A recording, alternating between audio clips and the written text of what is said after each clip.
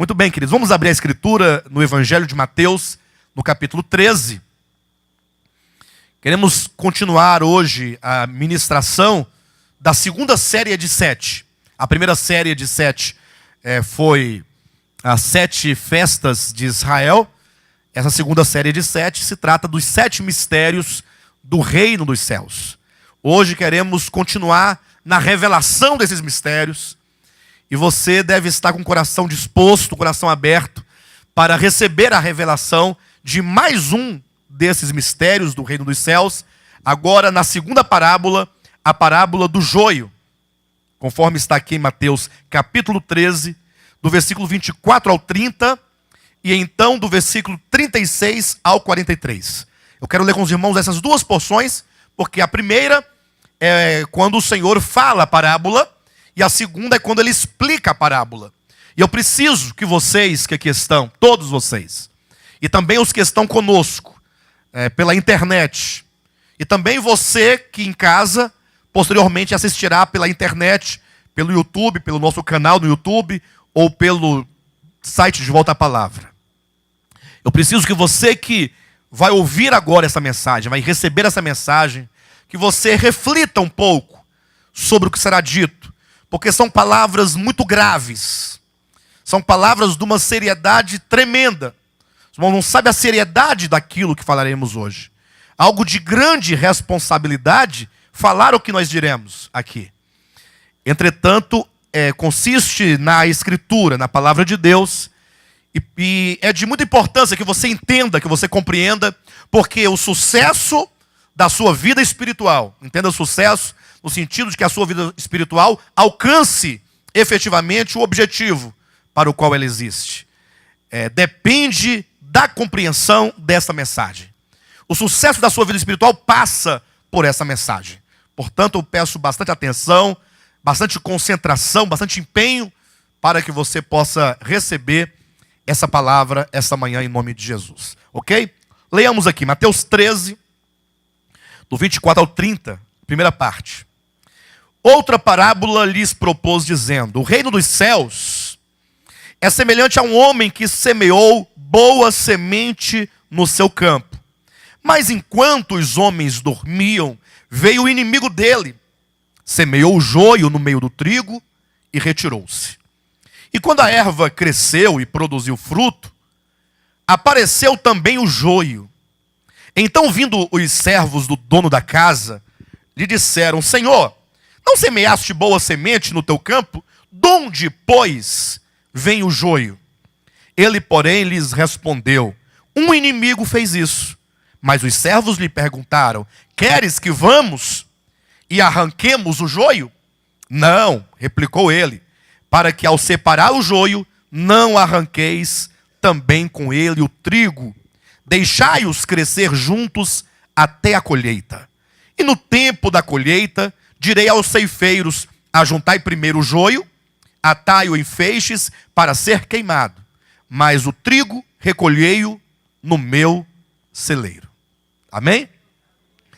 Vamos agora ao versículo 36 ao 43, em que Jesus aqui ele expõe e explica esta parábola. Ele diz assim: então, despedindo as multidões, foi Jesus para casa, e chegando-se a ele, os seus discípulos disseram: explica-nos a parábola do joio do campo. E ele respondeu: o que semeia a boa semente é o filho do homem. O campo é o mundo. A boa semente são os filhos do reino. O joio são os filhos do maligno. O inimigo que semeou, ou o inimigo que o semeou, é o diabo. A ceifa é a consumação do século, e os ceifeiros são os anjos. Pois assim como o joio é colhido e lançado ao fogo, assim será na consumação do século. Mandará o Senhor, ou mandará o Filho do Homem, os seus anjos, que ajuntarão do seu reino todos os escândalos e os que praticam a iniquidade, e os lançarão na fornalha acesa. Ali haverá choro e ranger de dentes. Então os justos resplandecerão como o sol no reino de seu Pai. Quem tem ouvidos para ouvir, ouça. Que maravilha, né? Interessante aqui que quando o Senhor conta a parábola, diz aqui, eu quero que você leia comigo, você repita comigo as palavras do versículo 26, que dizem assim: e quando a erva cresceu, diga para o seu irmão, e quando a erva cresceu e produziu fruto, apareceu também o joio. Quando é que o joio aparece? Quando a erva cresce e produz fruto. Observe essas palavras. Grave essas palavras. Quando a erva cresceu e produziu fruto. Então, o fruto, ou melhor, o reconhecimento do joio, não se dará no último dia. Se dará ainda no tempo de hoje. Tão logo produz fruto, o joio aparece. Agora, é certo que a colheita e a separação somente se dará no final desta era, como o próprio texto declara. Agora veja comigo o versículo 27, lá no finalzinho. Eu quero que você pergunte para o seu irmão essa pergunta que está aqui no versículo 27. A última pergunta: de onde vem, pois, o joio? Pergunta para o seu irmão, de onde vem o joio? De onde vem o joio? Que maravilha, queridos. Esta é a revelação de mais um mistério do reino dos céus. E parece até intrigante o fato de que nós temos a parábola, e nós temos aqui a explicação da parábola, e ainda que tenha na Bíblia de todos a parábola e a explicação da parábola, e a explicação da parábola é explícita, quando Jesus diz, olha, o filho do homem, ou melhor, aquele que semeia a boa semente, é o filho do homem. A boa semente são os filhos do reino. O joio são os filhos do maligno. Ele vai dizendo, e aquele que o inimigo que semeou o joio é o diabo. Ele vai dizendo todo o significado. E ainda que tenhamos aqui todos esses significados de modo explícito, entretanto, ainda assim, consiste isso no mistério e carece de revelação. E a grande verdade é que esta é uma das parábolas, talvez, das mais conhecidas. Inclusive, até mesmo essa questão de separar o joio do trigo, existe como um ditado entre as pessoas que não leem a Escritura, não é? Separar o joio do trigo. Então, é uma parábola muitíssimo conhecida, mesmo daqueles que não professam a fé cristã, ou nenhuma outra fé que seja, mas ainda assim, é muito difícil que as pessoas consigam perceber o significado real, em realidade, desta parábola nos dias de hoje. Somente quando o Espírito Santo ilumina a mente, ilumina o coração, ilumina a alma do seu filho, é que então ele para e ele reflete e ele considera e ele agora consegue fazer a distinção. Ele sabe onde está o joio. Tanto é que é dito no texto que os homens perguntaram, Senhor, tu não plantaste no teu campo apenas a semente de trigo? E de onde veio esse joio que aqui está no meio do trigo? O que significa que eles identificaram o joio. Quando os frutos, ou o fruto apareceu, eles viram. De modo que todos aqueles que têm a revelação deste mistério, que é o segundo mistério, acerca do reino, eles certamente identificam o joio e identificam o trigo quando eles crescem e dão fruto. Então, o objetivo dessa ministração é que, recebendo você esta revelação, né, a segunda revelação acerca do reino dos céus, então você vai poder distinguir o trigo do joio. Você saberá distinguir o trigo do joio.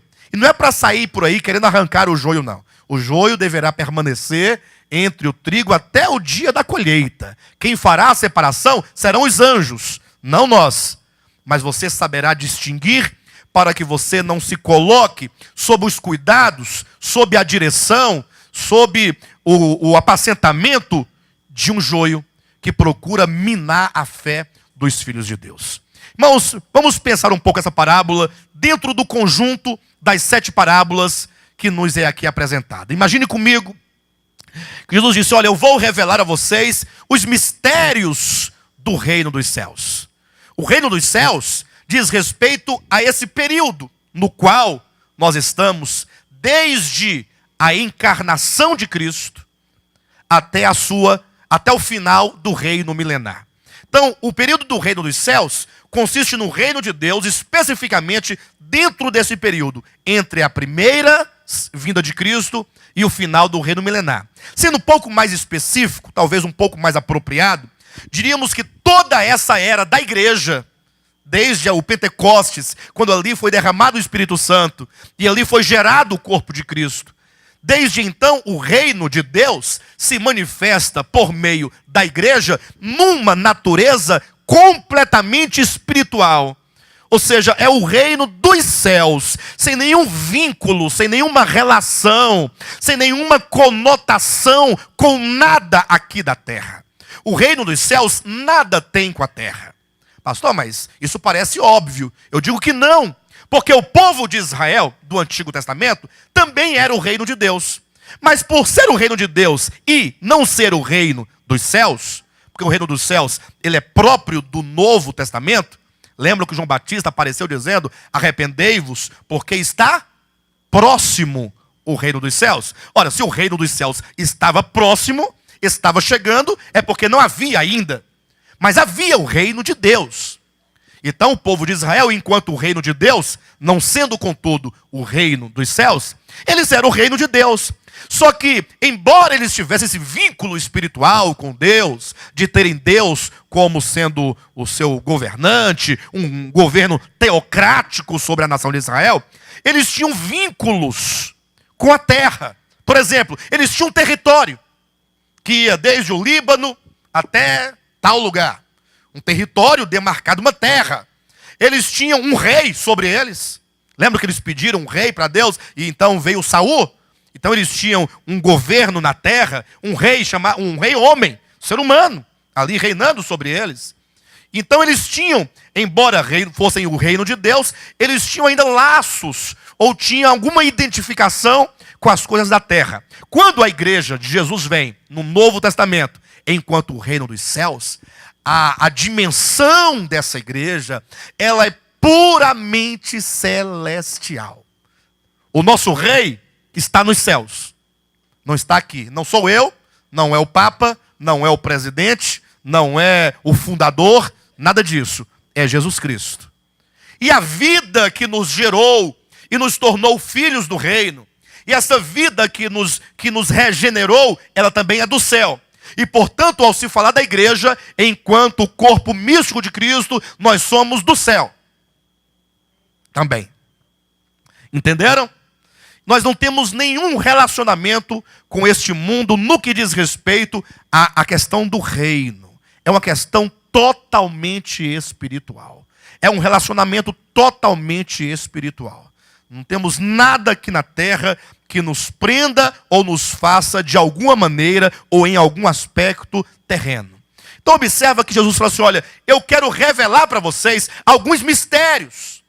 Mistérios que estarão na existência do reino dos céus aqui na terra. Ou seja, enquanto a igreja estivesse aqui na terra, algumas coisas estariam presentes nesta igreja, de maneira que é preciso uma revelação para que quando você olhar para a igreja, você possa identificar, você possa entender, você possa conhecer, você possa discernir.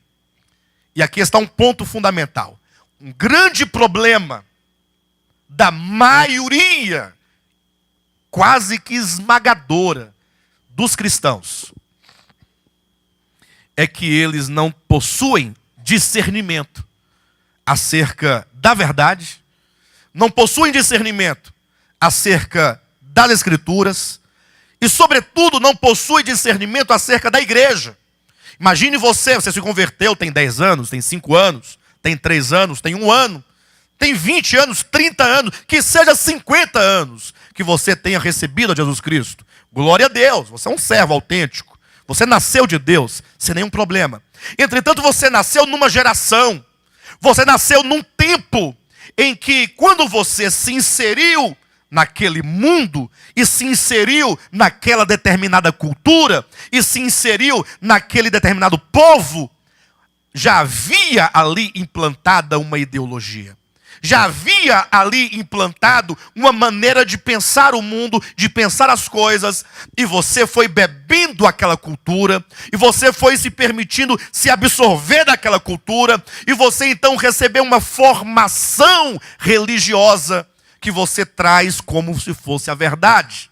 Por exemplo, acreditem se quiser, até um tempo desse, vamos dizer, eu tenho 40 anos de idade, mas eu nasci num lar evangélico, cresci num lar evangélico, passei pelas principais denominações que existem no meio do cristianismo, do movimento cristão evangélico. Mas você imagine que eu pensava que as igrejas evangélicas eram a igreja autêntica de Jesus Cristo. A classificação era simples. E ontem, inclusive, eu vi um pastor num programa de televisão sendo entrevistado por 4 mulheres. E aí eu não sabia onde a ignorância era maior. Se era nos incrédulos que estavam entrevistando, ou se num pastor. E eu fiquei ouvindo a entrevista para poder chegar à conclusão onde estava a maior ignorância. Aí eu descobri no final.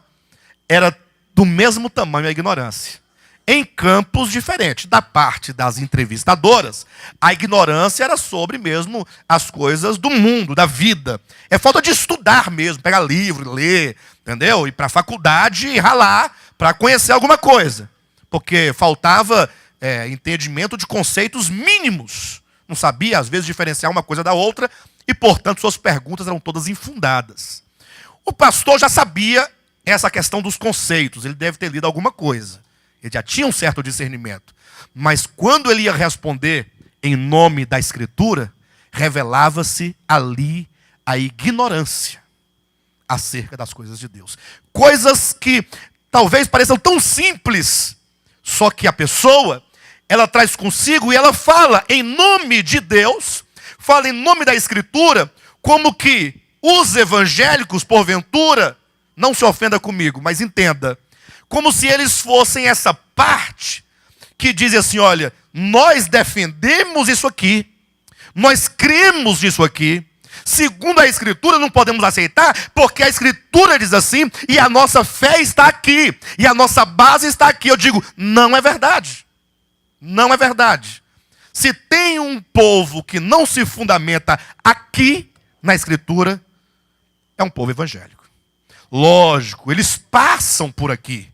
Os espíritas também passam por aqui. Os católicos passam por aqui.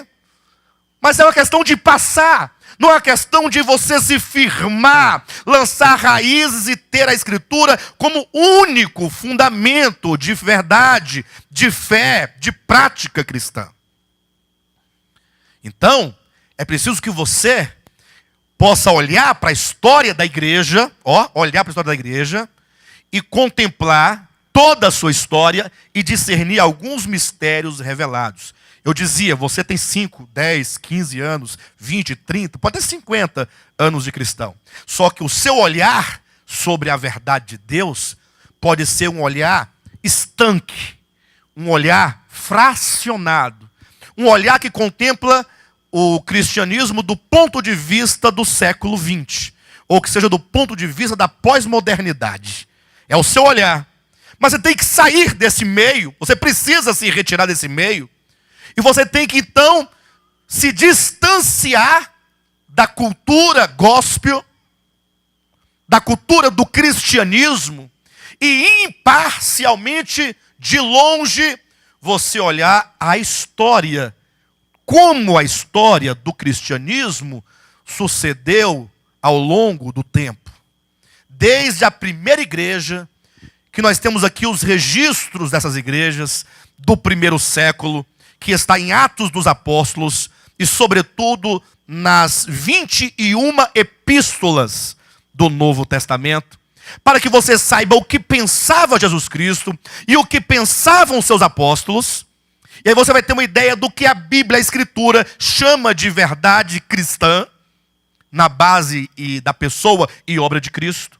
E aí você poder contemplar como que essa igreja, ela, em algum momento, ela decaiu.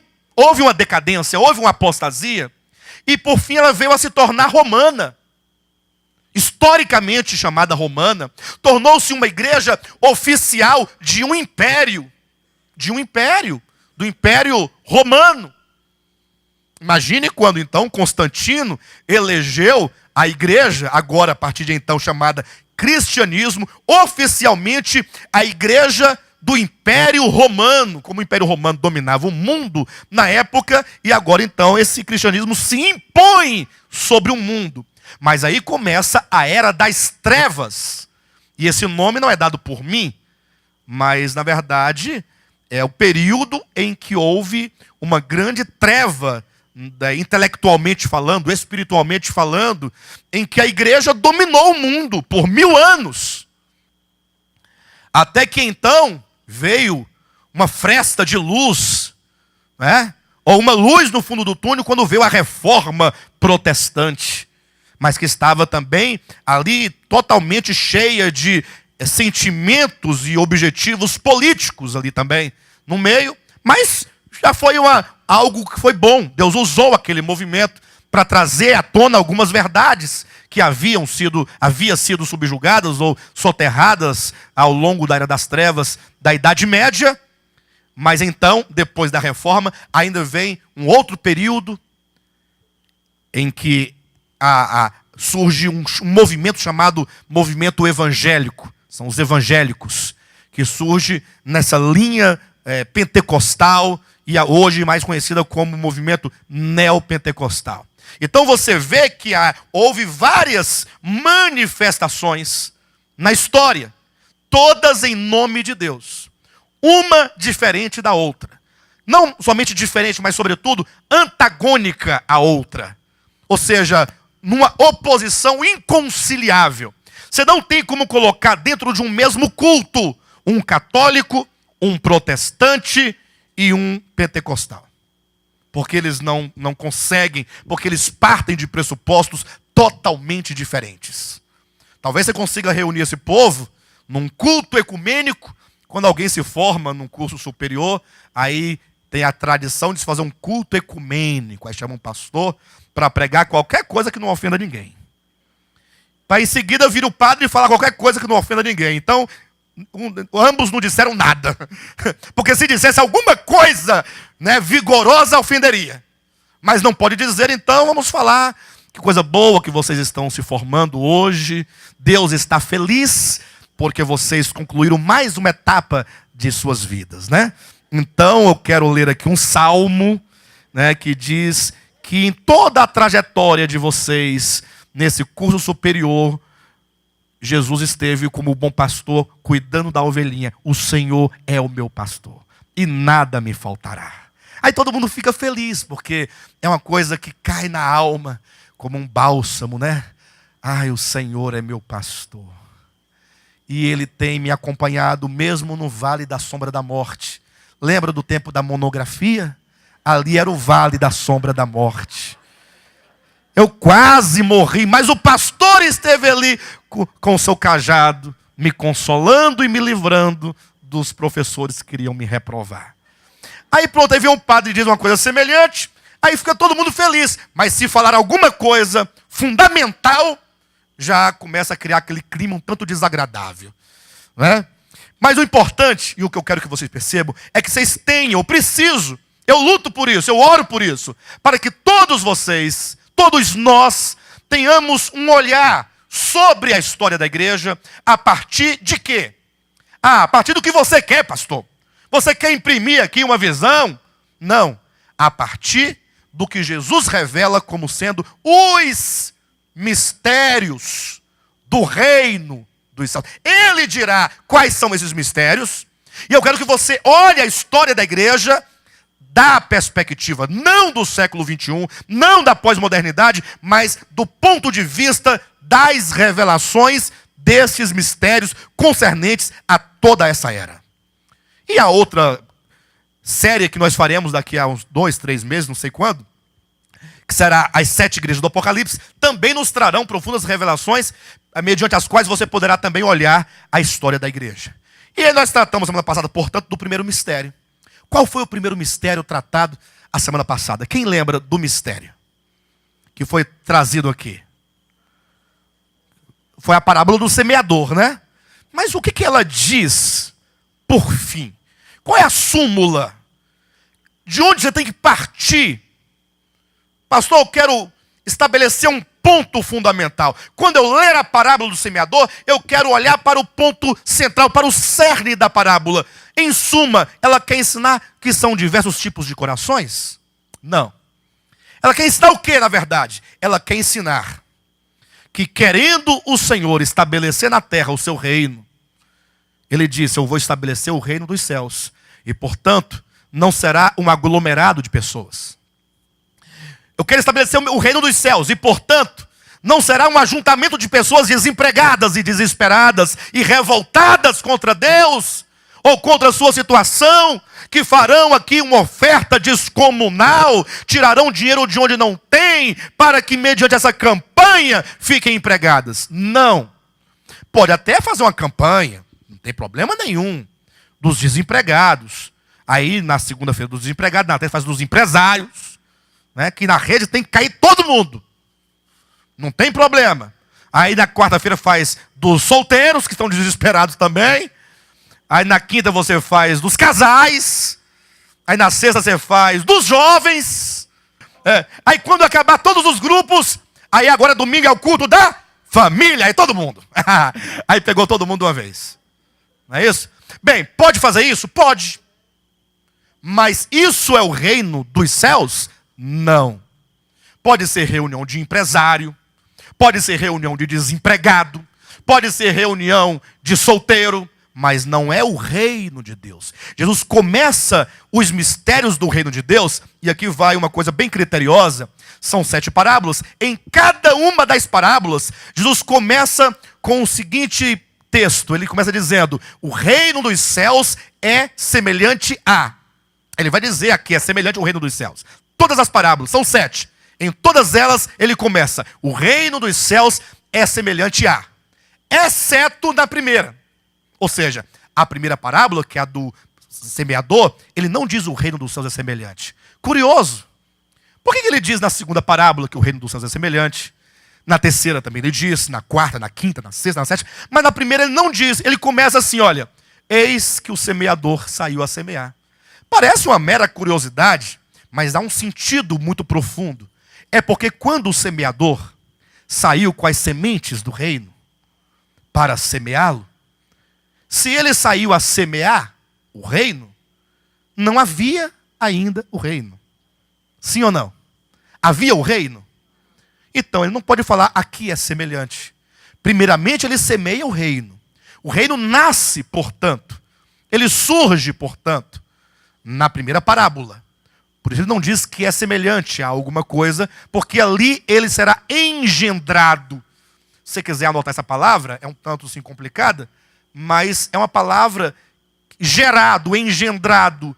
Ele foi concebido, porque o que é vital nessa parábola é que o reino dos céus não é qualquer ajuntamento, que não é um grupo de pessoas com interesses diversos, mas é o reino de Deus, que é a própria vida de Deus, sendo plantada e semeada dentro do homem. Você tem que começar. O que é a igreja de Jesus Cristo?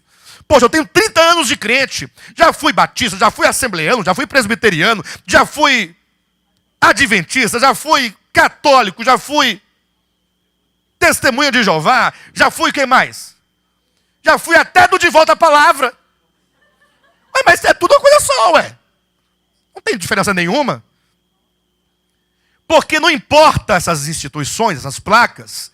A questão é se você foi gerado de Deus. É isso que vale. É essa vida, é o Espírito Santo que entra e passa a fazer morada dentro do seu espírito, dentro do seu coração. E isso é possível mediante o crer no Evangelho. No verdadeiro Evangelho. Então a parábola do semeador nos fala, o que é de fundamental entender ali, é como que o reino de Deus ele é produzido. E produzido não é uma palavra adequada. Como é que ele é gerado. Porque está vinculado ao novo nascimento. O novo nascimento consiste num grande mistério. Imagine que Jesus estava dizendo para Nicodemos acerca do novo nascimento. Olha, Nicodemos, importa-vos nascer de novo. Aí Nicodemos ficou ali, meio desconfiado, com vergonha de perguntar. Afinal, ele era um grande líder, ele era um guia de Israel, ele era um doutor em Israel, ele era um rabi em Israel. Então, mas como não tinha ninguém olhando, estava de noite, numa escuridão danada, ele resolveu perguntar para Jesus: mas como é que pode um homem, sendo velho, voltar ao ventre de sua mãe e nascer uma segunda vez? Foi aí que Jesus falou: olha, Nicodemos, muito me admira você, né? Um grande líder de Israel, um mestre de Israel, e você não entender essas coisas. Nicodemos, aí Jesus falou: eu estou falando das coisas do céu, e você não entende. São coisas de cima, coisas do alto. Eu me refiro a um nascimento celestial. Eu não me refiro ao nascimento de carne e de sangue. Porque quem nasce da carne e do sangue é carne e sangue. Quem nasce de Adão é Adão. Quem nasce da irmã Júlia é irmã Júlia. Quem nasce do José é José. Agora quem nasce de Deus é filho de Deus, é divino. Porque foi gerado da vida de Deus. Isso é misterioso.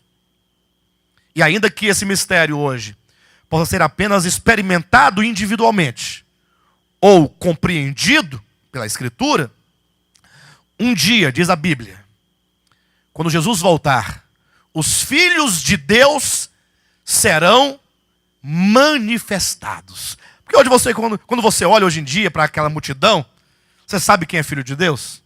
Eu olho daqui, eu não sei quem é filho de Deus. Talvez tenham muitos aqui dentro. Talvez também tenham muitos que não sejam filhos de Deus. Pastor, mas aqui dentro, eu não sei. Você está dizendo que você é. Você diz que é. Eu estou dizendo para vocês que eu sou. Mas não existe um sinal na testa dizendo este é, este não é. Não tem, ou tem. Olha para o irmão do seu lado. Ele é um filho do reino? Ele parece um filho do reino? Aí você fala assim: ele diz que é, mas não parece muito não, pastor. Sobretudo esse meu marido aqui não parece muito não. De fato hoje não dá para saber, mas um dia,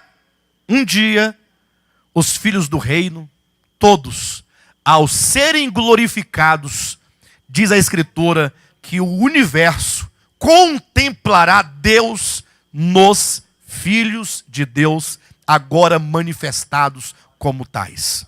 É por isso que consiste num grande mistério.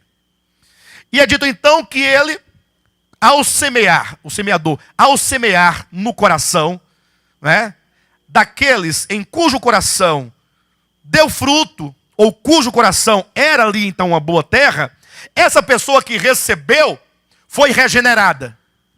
A primeira parábola diz da regeneração daqueles que receberam verdadeiramente o Evangelho. A palavra do reino é que nos regenera. Nós não éramos regenerados. E aqui eu quero tratar de um ponto importante. Olhe para mim em nome de Jesus e deixe a Escritura falar exatamente isso. Porque quando se trata desse assunto de eleição, desse assunto de regeneração, há muitos extremos. E eu tenho muito medo dos extremos. Você não era regenerado. Você não era filho de Deus antes de receber o Evangelho. Pastor, eu acho que era. Eu acho que o filho de Deus, quando nasce, já nasce filho de Deus. E o outro, quando nasce, já nasce filho do diabo. Aí talvez citem o caso de Adão e Eva, que tiveram 2 filhos, Caim e Abel. A Caim era do diabo, e Abel era de Deus. E aí tem até uma certa interpretação, um pouco não, tanto perigosa, que diz que Eva ficou grávida de gêmeos em dupla placenta.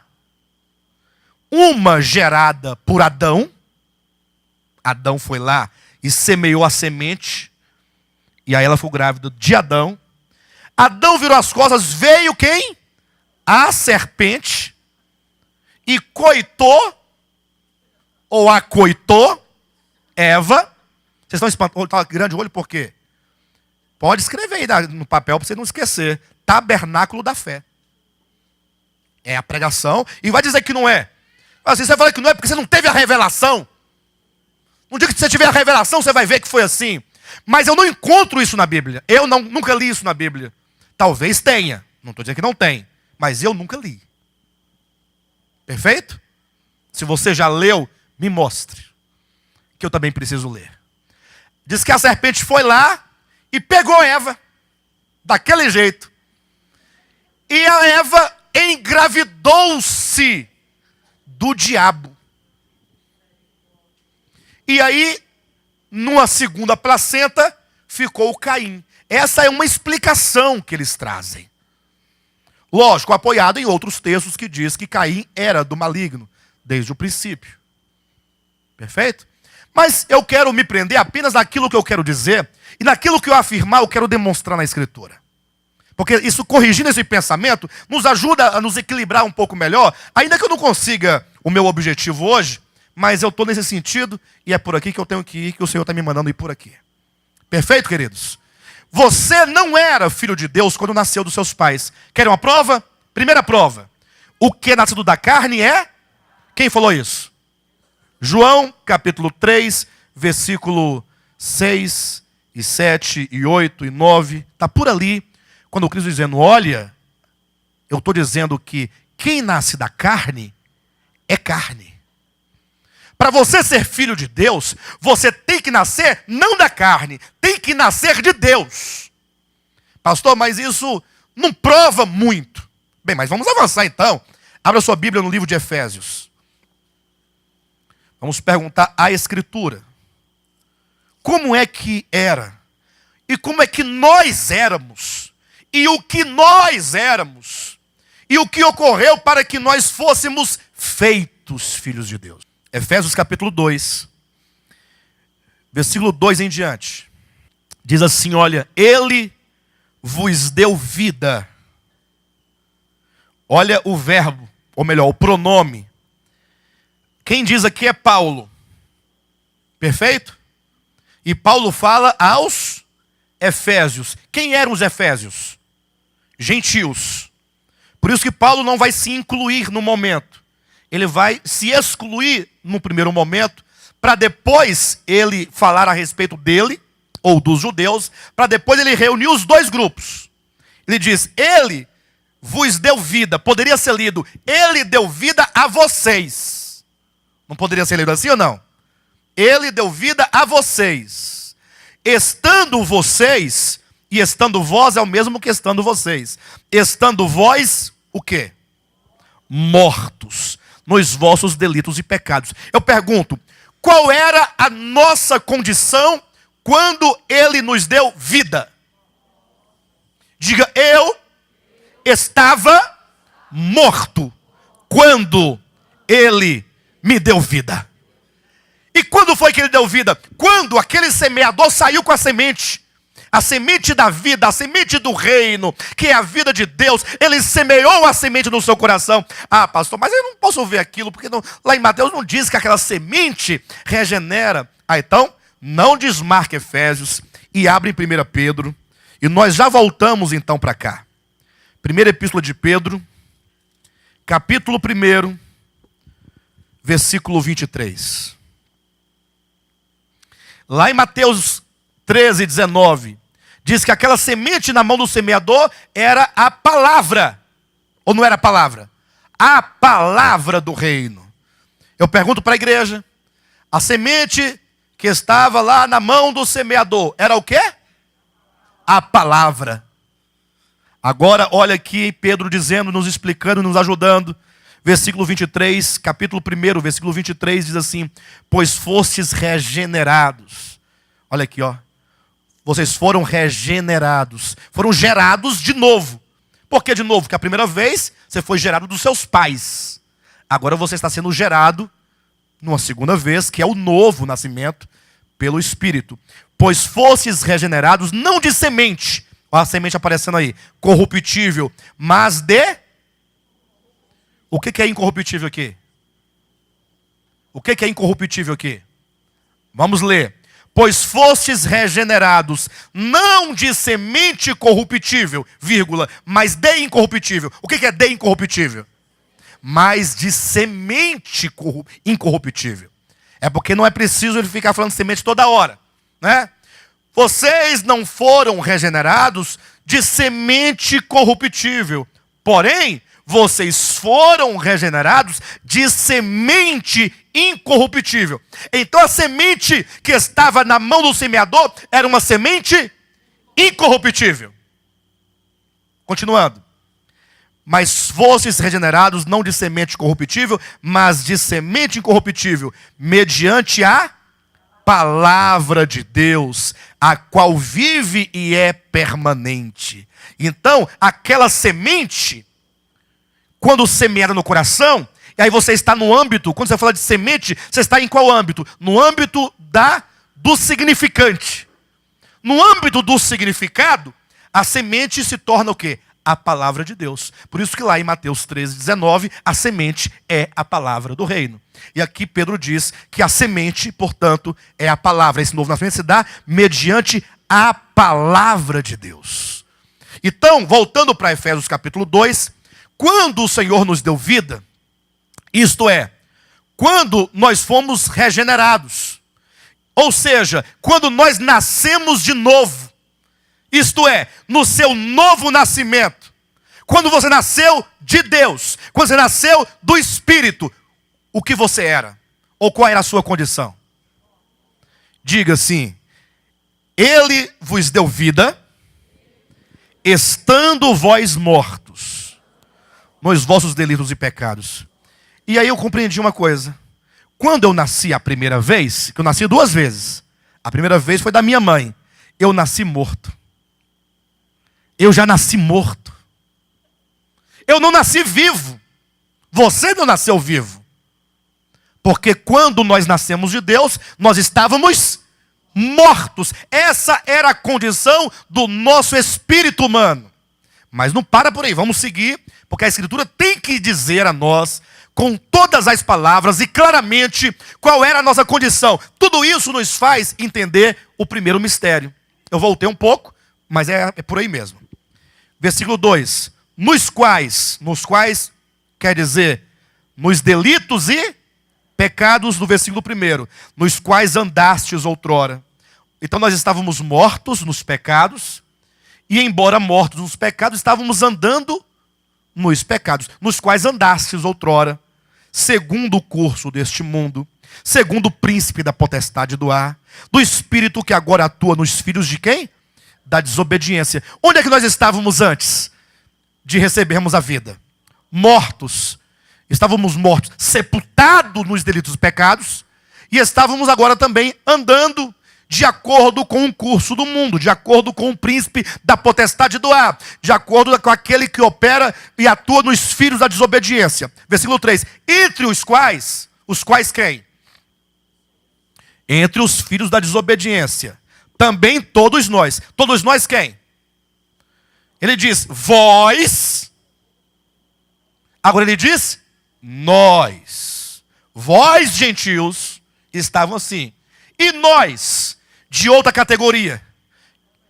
Quem é essa outra categoria? Nós, os judeus. O livro de Efésios vai falar, do início ao fim, da união e da reunião desses dois povos para formar um só corpo com Deus. E entre os quais também todos nós andávamos outrora, segundo as inclinações da nossa carne. Observe você como que Paulo, ele muda o pronome de vós para nós. Ele muda. Entre os quais também todos nós, outrora, andávamos segundo as inclinações da nossa carne, fazendo a vontade da carne e dos pensamentos, e éramos por natureza? Não entendi. E éramos por natureza? Filhos de quem? como também os, ou seja, todos os homens, sejam judeus ou gentios, antes da semente regeneradora do semeador, eram todos o quê? Filhos da ira. Estando nós mortos, sendo nós filhos da ira. Aí eu pensava que eu era filho de Deus. Não. Todos os homens, antes de receber a semente da vida, é filho da ira. Porque, conforme diz Romanos 3:23, porque todos pecaram e destituídos estão da glória de Deus. Quem está destituído da glória de Deus? Vamos ler o texto? Vamos falar o texto? Porque todos pecaram. Eu pergunto, todos inclui você? Porque todos pecaram e destituídos estão. Quem estão destituídos? Todos estão destituídos da glória de Deus. É uma condição só. Versículo 4. Mas Deus. Olha esse mais Deus aí. Mas Deus. Ou seja, por que eu sou filho de Deus hoje? Porque eu era filho da ira. Porque eu estava em trevas, eu estava debaixo de um principado, debaixo de um domínio, eu estava morto. E agora eu sou o filho de Deus. Por qual motivo?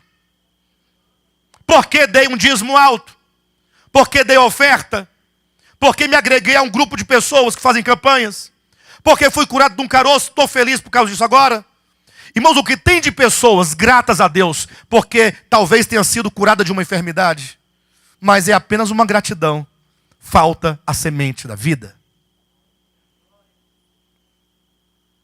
Mas Deus, o que quer dizer que essa mudança que se dá em nós, se dá não em razão do homem, mas Deus sendo rico em misericórdia. Ou seja, o que vai mover a Deus para mudar nossa condição, não é aquilo que nós fazemos. Já ouviram dizer assim, não, eu não estou preparado ainda. Já ouviram essa expressão? Não estou preparado. Ou então, não, é porque eu tenho alguns vícios ainda, então eu não tenho como ir agora. Por que dizem isso? Ora, porque foi posto o seguinte, quem quer aceitar a Jesus? Aceitar, todo mundo aceita. Só que, não, por que todo mundo aceita, mas não aceita? Porque o aceitar a Jesus colocado pelo arminianismo, bem posterior, né, o pós-arminianismo, lá na frente, eles colocam essa condição como sendo aceitar a Jesus implica você mudar a sua vida. Você mudar a sua vida. E o pior, que para mudar a vida não precisamos de Jesus. Parece até uma ofensa, né? O pastor está ofendendo. Não, eu quero dizer que o AA recupera pessoas das drogas. E lá não fala de Jesus, não. Que uma clínica que você pagar um dinheiro, recupera das drogas, recupera da bebida. E quando o homem cria vergonha na cara, para de prostituir, de adulterar. E vai cuidar da mulher. Tem muito incrédulo que passou longe da semente da vida e que respeita a mulher. E tem um tanto de crente que tem a semente da vida e vive como se fosse um ímpio, desrespeitando a sua mulher. Tem nada a ver uma coisa com a outra. Tem pessoas que, humanamente falando, são pessoas extremamente boas. Mas a despeito da sua bondade natural, o que é nascido da carne é carne. E Nicodemos era um homem extremamente bom, mas era carne, tem que nascer de novo. De modo que o perverso e o bom, ambos estão destituídos da glória de Deus, porque ambos têm pecado. Seja um pecadinho ou um pecadão, é pecado. Entendem isso? Mas Deus, sendo rico em misericórdia, a razão por que Ele vai mudar a nossa história é a sua misericórdia. E olha que a palavra misericórdia é a reunião de dois radicais gregos que querem dizer o coração derramado sobre misérias. Misericórdia é o coração de alguém, no caso aqui de Deus, sendo derramado nas misérias. Então, quando você nasceu de Deus, você estava em uma condição de miséria. E Deus se derramou gratuitamente sobre você. E graciosamente em amor, em perdão, em misericórdia, em compaixão sobre a sua vida e sobre a minha vida. Mas Deus, sendo rico em misericórdia, por causa da nossa fidelidade, por causa da nossa disposição, por causa do grande amor com que nos amou, vírgula, e para que você não se esqueça, ele repete, e estando nós mortos em nossos delitos, nos deu vida juntamente com Cristo, pela graça sois salvos. Ora, se é verdade que os filhos de Deus já vêm filho desde quando nasce da sua mãe, não precisaria de ser salvo, já é filho de Deus. Ele já é filho. Por que que Jesus teria que morrer para nos salvar, se nós já saímos de lá filhos? Bem, mas há um outro texto, muito importante. Veja Marcos. Não, abre primeiro João Evangelho, capítulo 1. Eu leio o capítulo 1 de João e vou recitar ou mencionar o que está lá em Marcos. Em Marcos 16:15, diz assim, olha, ide por todo o mundo e pregai o evangelho a toda criatura. Aí eu pergunto, o Senhor ordena que os seus apóstolos pregassem o evangelho a quem? Aos filhos de Deus ou a toda criatura? Ou seja, não é dito que eles fossem pregar o evangelho aos filhos, mas é dito que eles fossem pregar o evangelho a toda criatura. Portanto, os que ouvem o evangelho são o quê? Criaturas. Sendo eles criatura, é dito, quem crer, se a criatura crer e for batizado, será o quê? Salvo. Então, as criaturas ouvem o evangelho. Quando a criatura crê no evangelho, ela ouviu e ela veio a crer, e esse crer não vem do homem, é um dom de Deus, é a soberania de Deus, é o amor de Deus, é a ação de Deus, é a intervenção de Deus que nos concede a capacidade de ouvir a palavra e de crer na palavra. E então, o que acontece quando essa pessoa recebe então a Cristo? João Evangelho, capítulo 1, versículo 12. Mas a todos quantos o receberam, o que diz aí? Deu-lhes o poder de quê? De serem feitos filhos de Deus. Eles eram filhos de Deus? Eles eram filhos de quê? Filhos da ira? Mas Deus tinha um propósito sobre a vida dele. E porque Deus tinha um propósito, então Deus ordenou que se pregasse o evangelho. Quando o evangelho chegou àquela criatura, sobre quem Deus tinha um propósito, então o Espírito Santo envolveu aquela criatura. O Espírito Santo quebrantou o coração daquela criatura. O Espírito Santo concedeu ouvidos espirituais para a criatura atender a mensagem do evangelho.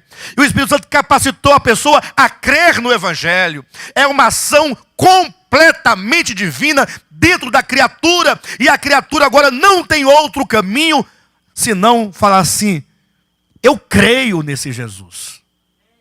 Lembra do eunuco que estava voltando para casa, todo entristecido, lendo o livro do profeta Isaías? O eunuco era um etíope, era um alto oficial da rainha de Candace. Era um homem de um posto elevadíssimo na Etiópia. Era um homem grande, um homem poderoso. Porém, um homem infeliz. Um homem triste. Porque a felicidade verdadeira e genuína não vem por meio do status, nem do dinheiro, nem da posição. É uma satisfação de vida que só Deus pode dar. E ele foi a Jerusalém porque ele tinha vontade de ver resolvida a sua vida. Ele sabia que Jerusalém tinha uma festa.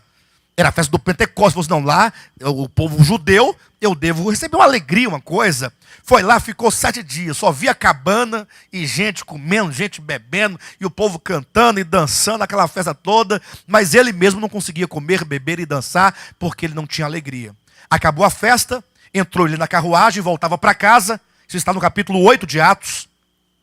E ele então voltava lendo, tamanha era a sede, o livro do profeta Isaías. Foi quando o Espírito Santo, olha como que é o Espírito Santo que trabalha. Ele voltava, a parte dele ele fez. Ele foi lá em Jerusalém buscar alguma coisa. Só que ele não pode, de si mesmo, resolver seu problema. E ninguém pode. Foi quando o Espírito Santo disse a Filipe, o evangelista, dizendo, Filipe, está vendo aquele carro lá? Pois é, acompanha aquele carro. Corre atrás daquela carruagem, porque lá dentro tem um homem e eu quero que você pregue o evangelho para aquele homem. Aí Filipe correu, alcançou, correndo. E aí? O que você está fazendo aí? Aí o homem, eu estou aqui lendo um livro aqui. Você está entendendo o que você está lendo? Ele falou, não, mas senhor, como é que eu posso entender? Está falando de um cordeiro, de uma ovelha. Levar a ovelha, matar a ovelha, eu sei lá quem é essa ovelha. Aí o Filipe falou assim, eu posso te explicar esse texto. Aí o eunuco falou assim, então sobe aqui na carruagem. Aí o Filipe subiu feliz, sentou. E diz a escritura que Filipe começou a falar-lhe acerca de Jesus. Começando com a passagem de Isaías, discorrendo Moisés e os profetas. Explicando que havia uma promessa, explicando o problema do pecado, explicando todo o problema do homem. O homem foi criado por Deus, porém o homem caiu em pecado, e agora esse pecado consome o homem a partir do seu espírito, do seu coração, da sua alma, até se manifestar exteriormente em forma de doença, de morte, de velhice, das coisas ruins que tem nesse mundo. E ele foi ouvindo. No final, Filipe já estava falando, então Deus enviou o Messias, que é Jesus Cristo, que morreu na cruz do Calvário, morreu em Jerusalém, e ele é o substituto, nosso substituto, que morreu pelos nossos pecados, e ele então nos ordenou que pregasse a todos o arrependimento. E aí Filipe o eunuco foi ficando ali constrangido, porque o Espírito Santo já trabalhava, já quebrantava, e ele já cria naquela palavra, porque estava recebendo do Espírito Santo esse trabalhar, até o ponto em que então Filipe disse, olha, e então o Senhor disse que aquela pessoa que cresce nele deveria ser batizada.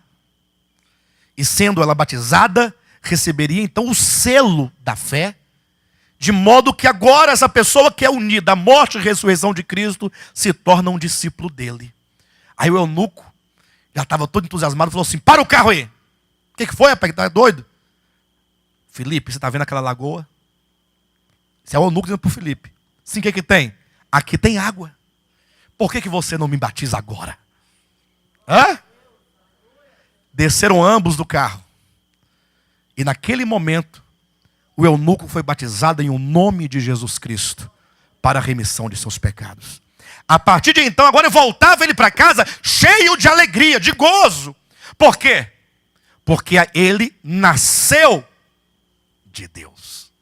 Uma nova vida, nova disposição, que preenchia o vazio da sua alma.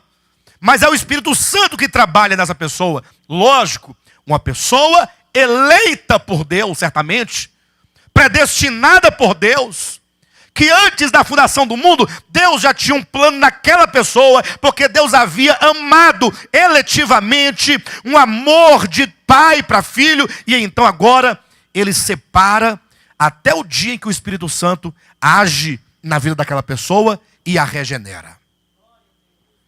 Antes disso, entretanto, não era filho. Como diz, a todos quantos o receberam. Quem aqui recebeu a Jesus Cristo? Lá dentro. Não é receber uma bênção material, não. Recebeu a Jesus Cristo. Está aqui, ó. Deu-lhes o poder. Se você recebeu a Cristo, você recebeu o poder de ser feito, de ser constituído filho de Deus. Versículo 13 diz, os quais não nasceram do sangue, nem da vontade da carne, nem da vontade do homem, mas de Deus. Nasceram de Deus. Então, o mistério da primeira parábola do semeador é esse mistério do novo nascimento. A igreja do Senhor Jesus, ela tem o aspecto místico. O que é o aspecto místico da igreja? É que a igreja não pode ser identificada com uma placa. Não, agora eu sou da igreja porque eu participo da igreja fulano de tal. Errado. A igreja é a reunião de todos que nasceram de Deus. Isso não tem nome. Ou tem nome? Então cuidado para você não olhar para a igreja católica e falar, estão perdidos. Não. Não. Pastor, estão salvos? Eu também não sei. O que vai definir não é a placa, o rótulo. O que vai definir é se a pessoa, não é o catolicismo, é a pessoa, se ela recebeu ou não a Jesus Cristo. Pastor, então você está corroborando, está ratificando o catolicismo? Eu falei, não. Vem aqui às quartas-feiras e você ouvirá o estudo do Apocalipse, nós falando aqui com todas as letras, claramente. Mas eu estou dizendo que uma coisa é o catolicismo, outra coisa é o protestantismo, uma coisa é o evangelicalismo, uma coisa é o cristianismo, que inclui tudo isso. Joga para lá. Tira da sua vida cristianismo. Esqueça o cristianismo. Receba Jesus Cristo. Tem nada a ver com cristianismo. Cristianismo foi uma das invenções piores que o homem já teve. Uma das piores coisas que o homem inventou foi o cristianismo. Porque o cristianismo matou, durante toda a sua história na Idade Média, milhões e milhões de pessoas. Quando pararam de matar as pessoas, porque a era mudou, porque veio a era da luz, da razão, da iluminação, e aí com isso vem várias ciências e disciplinas que vão nascendo, e o homem vai crescendo, e aí surgem os direitos humanos, e surge a sociologia, e tantas outras ciências que vão guardando o homem. Aí o cristianismo parou de matar o corpo e começou a matar a alma.